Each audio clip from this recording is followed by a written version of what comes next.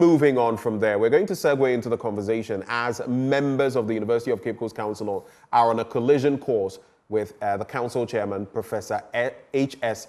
Amonu, over the dismissal of the vice-chancellor of Cape Coast, that university. Professor Johnson, Boampong, describing the dismissal, said it was unilateral, arbitrary, and in breach of laid-down procedures. Well, we have joining the conversation this morning the Director General of GTAG, that is the Ghana Tertiary Education Commission, Professor Ahmed Jinapor.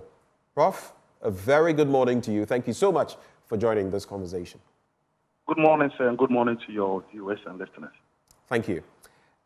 First of all, how much do you know of this latest development and the pushback as far as the University of Cape Coast is concerned? I just want to know the extent of reach out to you so far on this matter before we expand on the other salient issues. Well, I think, first of all, the commission, which is GTAG, got to know about this particular issue of the termination of the appointment of the vice-chancellor. Just as you did. We saw it in the social media. And if you look at the Wow, letter, so you didn't know. You had to see it on social media. No, we didn't know about it. Wow. But we've been following developments in the university for some time now. And as I indicated, if you look at the letter, in fact, the Minister of Education is not even in copy.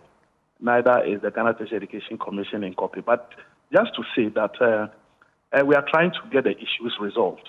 Yesterday, I was with the Honorable Minister on the issue. He's calling for a meeting between the different players within that space for us to see how we can resolve the issue. And I think it's resolvable, and we are going to resolve it. So I just want to use this podium to call on all the different stakeholders. We've seen a number of letters and press statements being released by different players within the architecture, UTAG, some concerned members of council. I think the University Director for Public Relations has also released a statement. We'll just tell them that they should just take it easy. The issues are going to be resolved. We don't think that this is going to escalate to anything that will create some kind of confusion. That said, we've also given the letter terminating the appointment of the Vice-Chancellor to the Legal Department of the Ghana Tertiary Education Commission for them to advise. We are going to give a statement on that issue as soon as possible. But as I indicated, the Honorable Minister of Education is in charge of the issue and is trying as much as possible to get everything resolved. And I think it will be done as quickly as possible. Just a quick follow-up before I bring in the UTAG President, Dr. Jerry Opoku-Ansah. Before I bring him in, Prof, so you mentioned that you were going to help to resolve the issues. What is the bone of contention as far as you know? Well, the bone of contention has to do with the Vice-Chancellor's appointment being renewed by the predecessor governing council predating this one. And as I indicated, the case is even in court. It's in court because that renewal is being challenged. That notwithstanding, as I indicated, the commission is very much involved in trying to get the issues resolved until this letter terminating the appointment of the Vice-Chancellor came in. But as I indicated, the Honorable Minister of Education has called for a meeting, in fact, a meeting today at 2 o'clock, of which I'm supposed to be part and the different stakeholders being part. But what we are saying is that it is nothing that is unresolvable. It shouldn't be anything that should throw the integrity of the institution into jeopardy. I mean, UCC has done very well for itself over the past years. Right. If you look at the Times Magazine, it's been topping the charts for the past 2-3 years. I don't think this is necessary. I think it is needless. I think it is something that we can resolve, and we are going to resolve it. And I will call on UTAG. I know the president is going to speak. I'll call him to just exercise restraint. And when we issue too many statements and make a lot of noise about it, we tend to exacerbate the issues. Okay. And as I indicated, the issues are going to be resolved. Nobody is going to be bruised. Just walk us through briefly, what are the processes? Because we've heard of KNUST's own issues when it comes to their vice-chancellor and some people resisting, and in recent times, another court issue. When it comes to the UCC here, just walk us through what are the processes when it comes to a vice-chancellor, removal, retention, and all of that. What processes go into this? If you look at the letter, and I'm speaking to the letter that is purporting to remove or terminate the appointment of the Vice-Chancellor. Right. The letter states, and coming from the chairman, that the Vice-Chancellor term of office expired in 2023.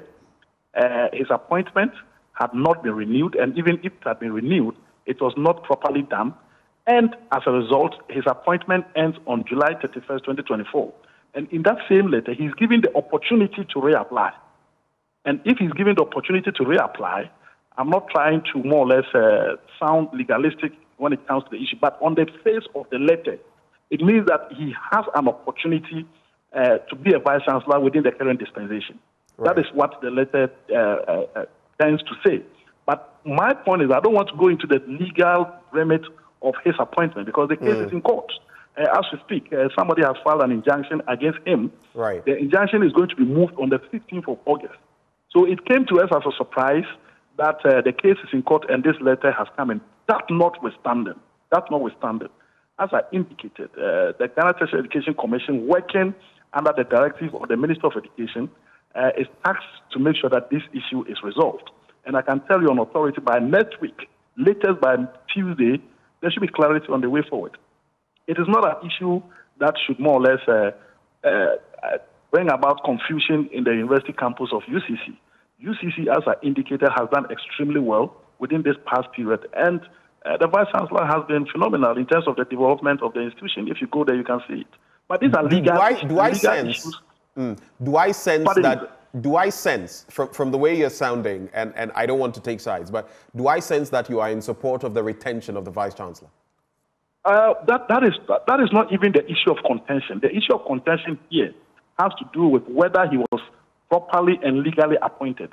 I don't think the council chairman... No, I agree that is the issue. I agree that is the issue. But I'm asking you, do I sense that you are in support of... I mean, there's nothing wrong with saying so that my position as the head of the regulatory agency is to ensure that there's peace. My position is to ensure that the university is governed in a manner that's efficiency and effectiveness. On that score, I think that knowing the Vice-Chancellor, he's done extremely well in that regard. There's no doubt about that, and I'm confident to say that publicly. He's been a phenomenal Vice-Chancellor, there's no doubt about it. However, we are talking of legal issues, and I don't want to sound contentious because the case is in court. If the person is fantastic, he's doing extremely well, and the law says that he doesn't qualify to hold office, that's what the law is.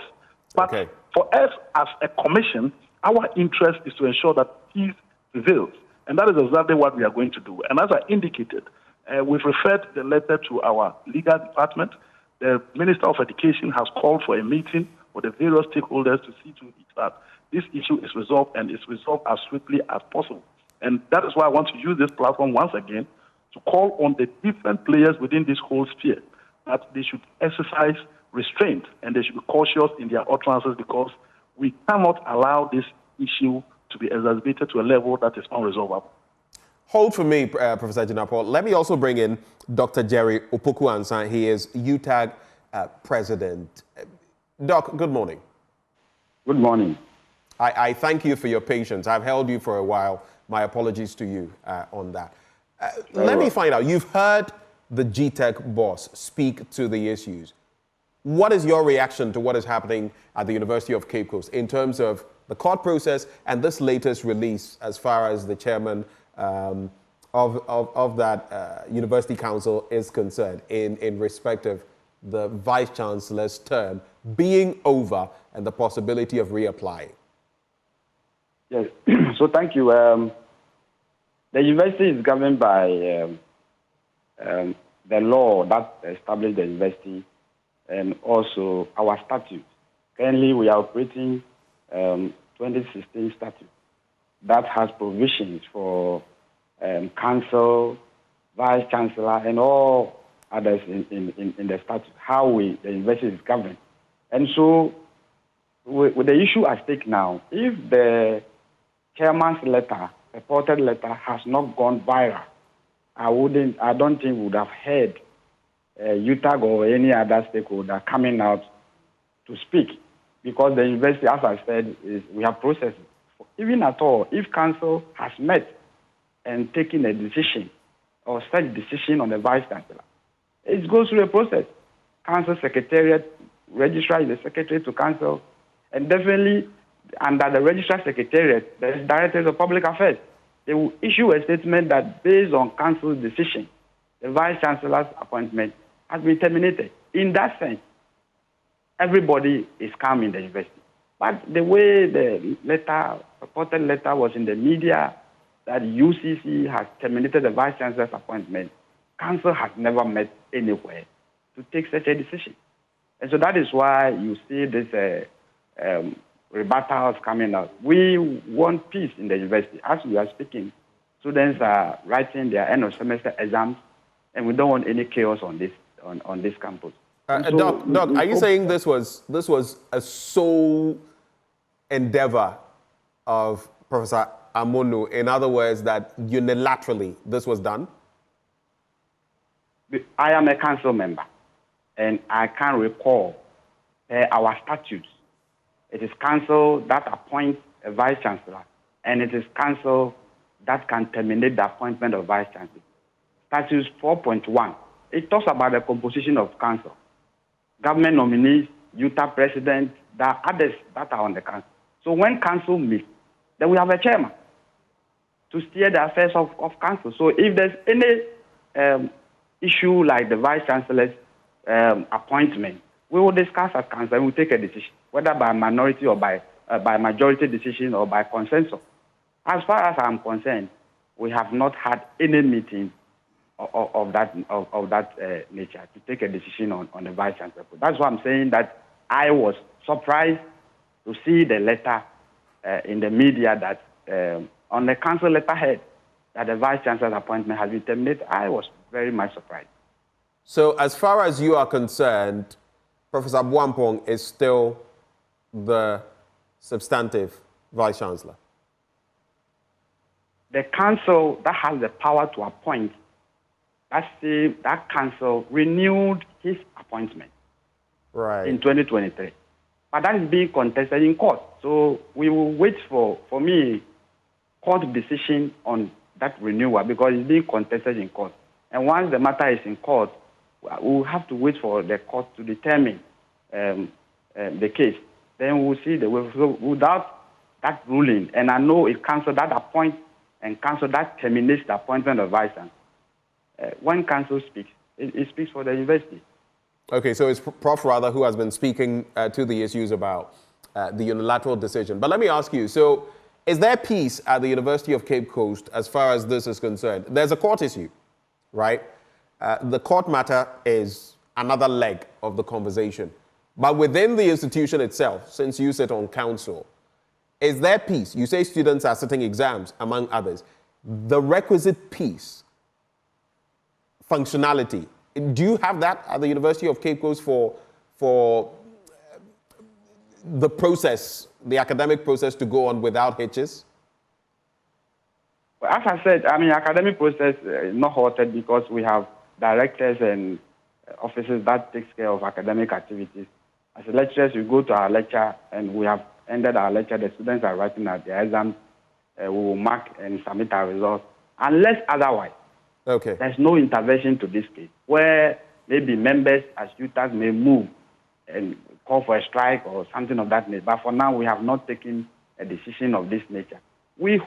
I hope and pray that this matter, we wouldn't want our university to be in the media in this negative optics. And so we hope that, as I said, if this letter has not come out, nobody will hear of the University of Cape Coast in this.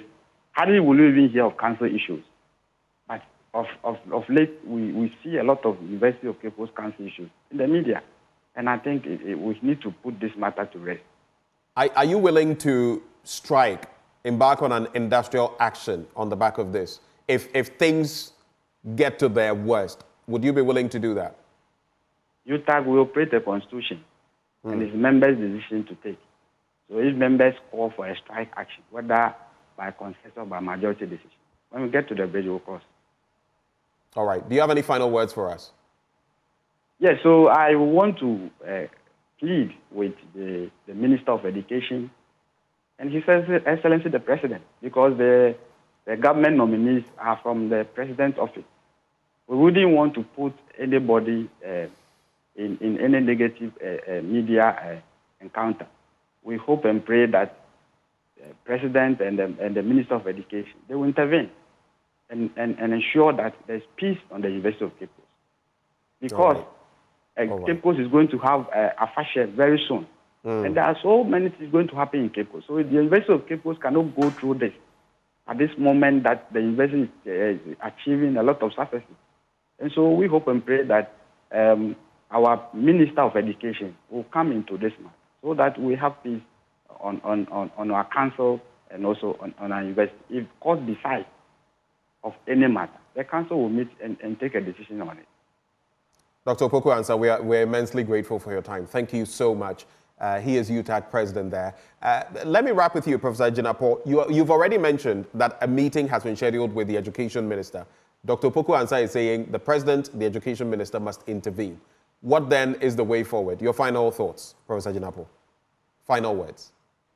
Indicated is cool heads must prevail.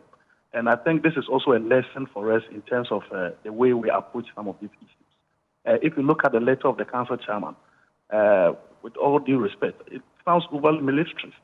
It sounds what? It looks like a military regime that we should hand over immediately. I think even if the vice chancellor is supposed to be out of office, we are talking of the vice chancellor or the chief executive officer of one of the most important universities in this country, University of Cape Coast. And if the person is even asked to step aside or exit office, you cannot say immediately. When you say immediately, I mean, it's a little bit worrying. That notwithstanding, as I've indicated, there's no cause for alarm. This problem is going to be solved. Currently, for us as a commission, we still recognize the Vice Chancellor as the Vice Chancellor of the university until otherwise was determined. But as I indicated, the Honorable Minister of Education is trying his possible best to make sure that this issue is resolved and resolved amicably so that nobody is bruised. But at the end of the day, I heard you ask the UTAG president whether they are going on strike. Nobody is going to go on strike. Nobody is going to go on strike. Well, it's because he hinted at, he mentioned something. I didn't just bring it out. He made mention of something, which is why I pushed him to answer whether they were considering. But as I indicated, nobody is going to go on strike because this issue is going to be resolved. It's just a storm in a teacup. I strongly believe that at the end of the day, the due processes needs to be followed.